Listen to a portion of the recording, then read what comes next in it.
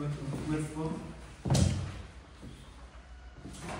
Давам думата на заместник-председател на Общински съвет госпожа Димова за откриване на постоянните комисии и за разглеждане на точките за допускане на дневния ред на Общинско събрание, който ще се проведе утре от 10:30 часа в залата на Общински съвет. Госпожа Димова, заповядайте. Благодаря, господин Молов. Колеги, добър ден. На основание член 23 или не 4 точка 1 от ЗМСМА и правилника за организацията и дейността на Общински съвет, председателят на Общински съвет господин Молов свиква заседание на постоянните комисии днес от 10:30 часа при дневен ред, предложен на нас от 13 точки, като 9 точка е оттеглена и отпада от дневния ред. В този случай остават 12 точки. В последствие дневния ред е допълнен с още две точки. Разпореждане с общинска собственост, приложение 235 и обявяване на имот публична общинска собственост за частна общинска собственост, приложение 296 и в този случай дневния ред става 14 точки. 14 точки да покажем е точка молби. Някакви въпроси от дневния ред, колеги, имате ли? Няма. Който е съгласен да дадем позиция в новата сесия относно дневния ред, моля да гласува. 16 за, положително становище за дневния ред. Започваме с точка първа от дневния ред. Тя е предложение от кмета на общината Георги Голянов и относно компенсиране на обществения превоз на пътниците между селищните автобусна линия Велинград и Водорово от областната транспортна схема от обхвата на община Ракитово. Кметът на общината предлага Общински съвет да вземе следното решение. Включва в бюджета на община Ракитово за 2025 година средства в размер на 15 000 лева за покриване на загубите при извършване на обществен превоз на пътници по автобусна линия Велинград Ракитово от областната транспортна схема от квотата на община Ракитово, но не повече от 1500 лева на месец, като увеличава разходите в дейност други дейности по транспорта, пътищата, почтите и далекосъобщенията и субсидии и други текущи трансфери за нефинансови предприятия за текуща дейност с 15 000 лева. Намалят разходите в дейност управление на дейностите с отпадъците и в дейност разходите да бъдат 15 000 лева. Средствата ще се предоставят на превозвача, който сключи договор ежемесечно след представяне на справка с финансовите резултати от извършването дейност съгласно механизма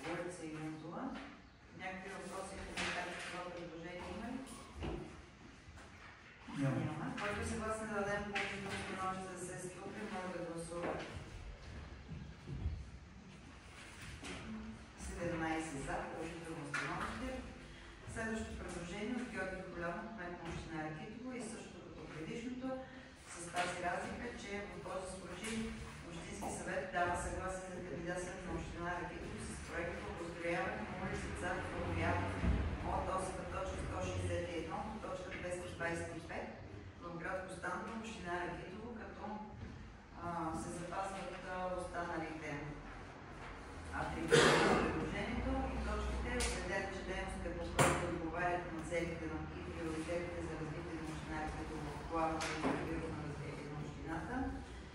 Общински съвет Ракитово дава съгласие кметът на общината да вземе всички необходими решения в границите на своите правомощия относно подготовката, окомплектоването на проектното предложение на техническия проект, както и провеждането на всички процедури по реда на ЗОП, необходими за кандидатстването и последващата реализация на проекта. Възлага на кмета на община Ракитово да извърши всички необходими действия за правилното и законосъобразно изпълнение на решението. Същото предложение, но за друга улица в Постановото, въпрос, колеги? Няма. Който е съгласен да даде положително, моля да гласува. 17 за, положително становище за сесията. Следващото предложение от дневния ред от кмета на община Ракитово Георги Голянов и относно приемане на наредбата за изменение и допълнение на наредбата за определяне и администриране на местните такси и цени на услуги на територията на община Ракитово. Кмета на общината предлага Общински съвет да приеме наредбата за изменение и допълнение на наредбата за определяне и администриране на местните такси и цени на услугите на територията на община Ракитово съгласно предложение 1. Колеги, това е предложението. Както е реда по закон, наредбата е била вчера на сайта на общината, не са постъпили възражения и допълнения по нея. Някакви въпроси по това предложение да имате? Няма. Който е съгласен да даде положително становище за сесията, може да гласува. 17 за, положително становище. Следващото предложение на Валентин Биков, кмет на кметство Постаново, относно отчуждаване на имоти, попадащи в улица Юрий Гагарин, град Постаново, във връзка с предстоящо благоустрояване. Кмета на Постаново предлага Общински съвет да вземе следните решения. По годишната програма за управление и разпореждане с имоти, подлежащи на отчуждаване за реализиране на улица Юрий Гагарин, имот с идентификатор 388.44.503.485, вид собственост, частна, на територията урбанизирана, начин на крайно ползване, незастроен имот за жилищни имоти с площ 387 квадратни метра. Дава съгласие във връзка с влязъл в сила подробен устройствен план, предвиждащ изграждането на улицата да започне процедура по принудително отчуждаване на същия този имот. Вид на собствеността частна 387 квадратна метра. Имотите са засегнати от регулацията на Юрий Гагарин.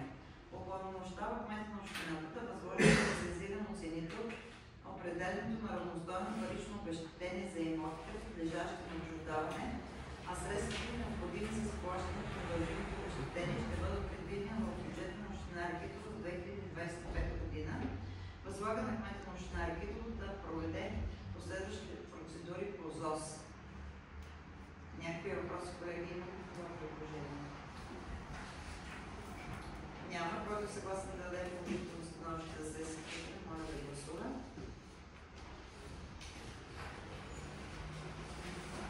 17 за, положително становище.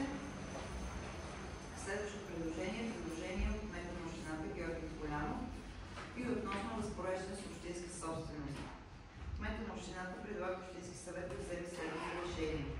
Общински съвет Ракитово по програмата за управление и разпореждане с имота общинска собственост за 2025 година в частта и в раздел 3 имотите, които общината има намерение да предостави да предложи за предоставяне под наем, за продажба, за учредяване на общински вещни права или за концесия. Точка Б. Имоти, които община Ракитово има намерение да продаде, като включва следния имот. Поземен имот с идентификатор 6204.4.575 частна общинска собственост по кадастралната карта на град Ракитово, местността на Мурово с площ 11 274 квадратни метра, трайно предназначение на територията земеделска, начин на трайно ползване ливада. Упоменате номера от предходния план. Общински съвет Ракитово одобрява изготвянето на независим лицензиран оценител пазарна оценка за поземления имот, както го описахме.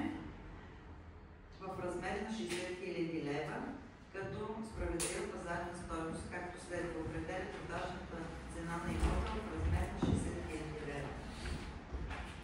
Въпроси, колеги, по това предложение? Няма. Който е съгласен да дадем положително становище за сесията, моля да гласуваме. 17 за, положително становище. Следващото предложение от Цанко Молов, председател на Общински съвет на Хитрово, и относно промяна на решение 227 от 27 февруари 2025 година на Общински съвет на Хитрово. Господин Молов предлага Общински съвет да вземе следното решение. Общински съвет на Хитрово актуализира състава на наблюдателната комисия, както следва. Състава е от 10 човека и упоменат в предложението, за да се запознали с него. Някакви други предложения и допълнения по това предложение, колеги, имате ли? Не. Който е съгласен да дадем съобщително становище за сесията, може да гласува.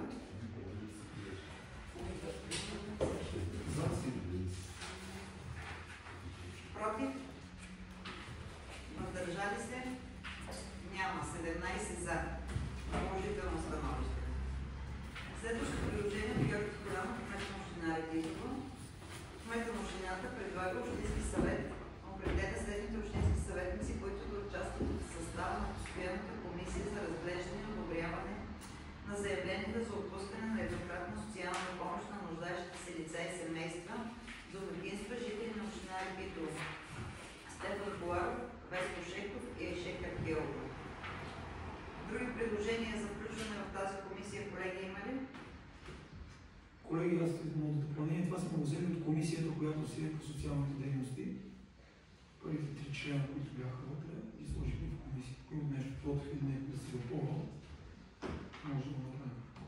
Комисията може да бъде допълнена, така че Всяко време. има предложения, сега или по-късно, може да бъде допълнена. В момента няма, така че който се гласа да дадем положително становище за сесията, може да гласува.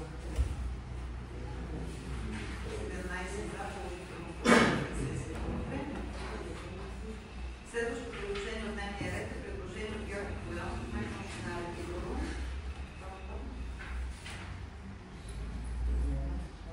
Така, относно безвъзмездно предоставяне на дърва за огрев.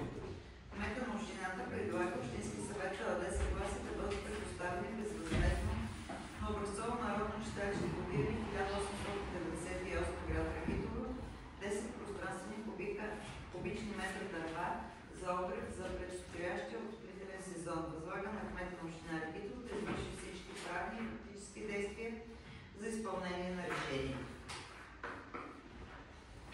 Колеги, въпроси? Няма. Приложена е молбата от читалището, който се гласа да даде положително становище за сесията, може да гласува. 17 за. Положително становище. Следващото предложение, сколько с предишното. Предложението отново от кмета на общината и отново относно безвъзмездно предоставяне на дърва за огрев.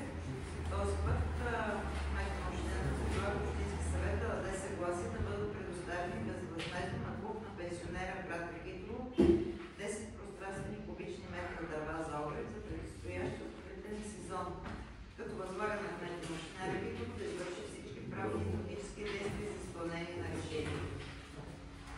Въпроси, колеги, няма. Който е съгласен да дадем положително становище за сесията, моля да гласуваме. 17 за. Следващото предложение отново от кмета на общината Георги Колянов и относно предстоящия празник на община Хитрово. Кмета на общината по този повод предлага Общински съвет да вземе следното решение. Общински съвет на Хитрово постоява със званието и първични граждани на Хитрово Митко Сашко Карабелов. Други предложения, колеги? Има ли? Няма. Който е съгласен да дадем положително становище за сесията, моля да гласува.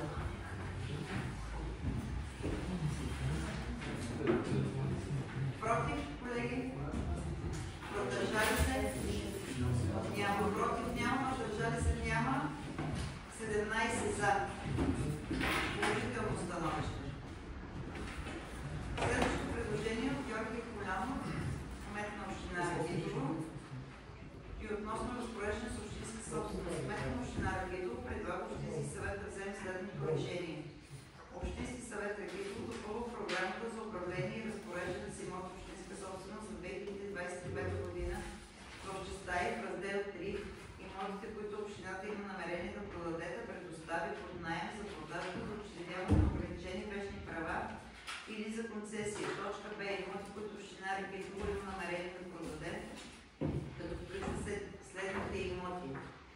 Имотите са изброени в предложението, колеги.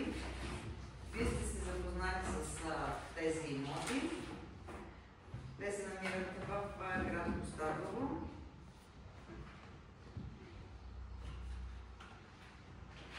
Така.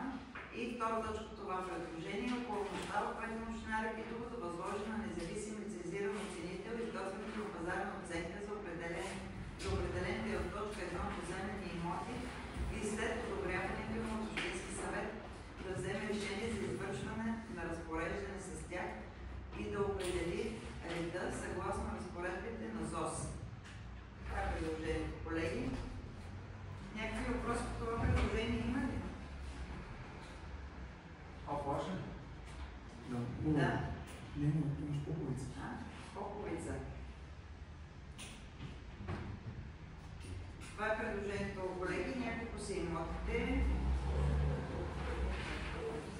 5 имота са. Споменате са. Искате ли да ги зачета с... Не. Добре. Някакви... Една техническа грешка, само да коригирам тук. Във втора точка, че решението за извършване на разпореждане ще се вземе от Общинския съвет. Че така както е записано, се чете се едно кмета ще вземе решение. Решението за разпореждане ще бъде взето след одобряване от оценката, пак от Общински съвет. Да, колегите знаят това, но би било по-добре за утре за сесията да коригира, за да може и в решението да бъде така, както трябва. Други въпроси, колеги, по това предложение? Съгласен да дадем положително становище за сесията утре, моля да гласуваме. Против? Въздържали се? 2 въздържали се? 15 за. Така, следващото предложение от дневния ред е от Георги Колянов, кмет на община Ракитово и относно обявяване на имот публична общинска собственост, находяща се на територията на община Ракитово за частна общинска собственост. Общински съвет Ракитово обявява имот публична общинска собственост за частна общинска собственост, както следва. Поземлен имот с идентификатор 388-44.28.49,